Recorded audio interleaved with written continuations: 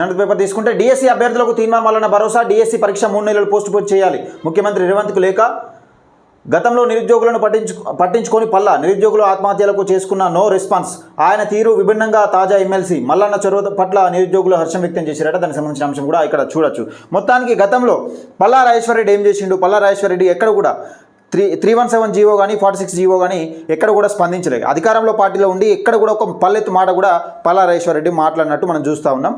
అయితే ఇక్కడ ఎమ్మెల్సీ తీన్మార్ మల్లన్న మాత్రం దానికి విభిన్నంగా రేవంత్ రెడ్డికి వినతి పత్రం అందజేసింది డిఎస్సి పోస్ట్ పోన్ చేయాలని. ఈ పోస్ట్ పోన్ చేస్తే ఏమవుతుందంటే చాలామంది మిత్రులు ఏమంటా ఉన్నారంటే పోస్ట్ పోన్ చేస్తే మేము కష్టపడి చదువుకున్నాం, మేము నష్టపోతామని చాలామంది అంటా ఉన్నారు. మరి ఇది పోస్ట్ పోన్ చేయాలని కొంతమంది అంటా ఉన్నారు. దానికి సంబంధించిన అంశం కూడా ఒకసారి పూర్తిగా చదువుకునే ప్రయత్నం చేద్దాం. ఇచ్చిన మాట తప్పని రాజకీయ నాయకులు అరుదుగా ఉంటారు.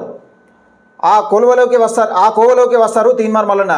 ఎమ్మెల్సీ కాకముందు నిరుద్యోగులకు అండగా ఉంటానని, ప్రభుత్వానికి నిరుద్యోగులకు మధ్య వారధిగా ఉంటానన్న తీన్మార్ మల్లన్న ఆ మాటలు నిజం చేస్తున్నారు. రాష్ట్రంలో డిఎస్సి పరీక్ష పోస్ట్ పోన్ చేయాలని డిమాండ్ చేసిన నిరుద్యోగులకు అండగా తీన్మార్ మల్లన్న నిలబడ్డారు. అభ్యర్థుల కోరిక మేరకు డిఎస్సి పరీక్షను 3 నెలల పాటు పోస్ట్ పోన్ చేయాలని ముఖ్యమంత్రి రేవంత్ రెడ్డికి లేఖ రాశారు. డిఎస్సి అభ్యర్థులకు వాదన సరైనదే అని వారి డిమాండ్లను న్యాయబద్ధంగా ఉన్నాయని ఆ లేఖలో పేర్కొన్నారని కథనమైతే చూస్తున్నాం. దానికి సంబంధించిన అంశం కూడా ఒకసారి 2వ పేజీలో ఉంది. 2వ పేజీలో చదువుకునే ప్రయత్నం చేద్దాం. అయితే డిఎస్సి అభ్యర్థులకు తీన్మార్ మల్లన్న భరోసా. మొదటి పేజీ తరువాయి.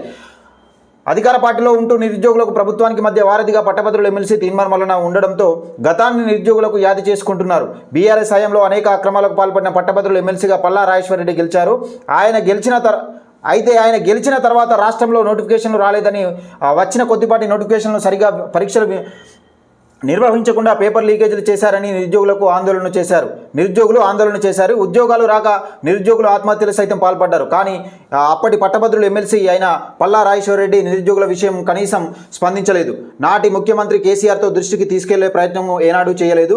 నిరుద్యోగుల వారి సమస్యలను పట్టించుకున్న పాపాన పోలేదు.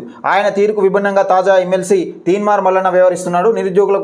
నిరుద్యోగుల సమస్యల ప్రభుత్వం దృష్టికి తీసుకెళ్తూ పరిష్కారాన్ని కృషి చేస్తున్నారు. దీనిలో భాగంగానే డిఎస్సి పరీక్ష పోస్ట్ పోన్ చేయాలని సీఎంకు లేఖ రాశారు.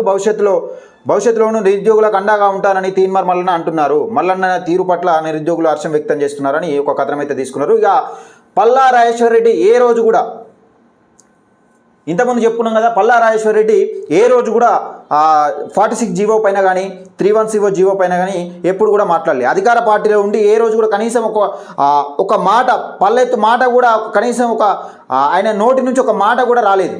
అంటే నిరుద్యోగుల పక్షాన ఎట్లా ఉన్నాడు అనేది మీరు గతంలో చూసు. దానికి విభిన్నంగా ఇక్కడ ప్రభుత్వానికి ప్రజలకు మధ్య వారధిగా ఉంటానని చెప్పిండు కదా తీన్మార్ మల్లన్న. అదే పనిని సక్రమంగా చేస్తూ ఉన్నాడు.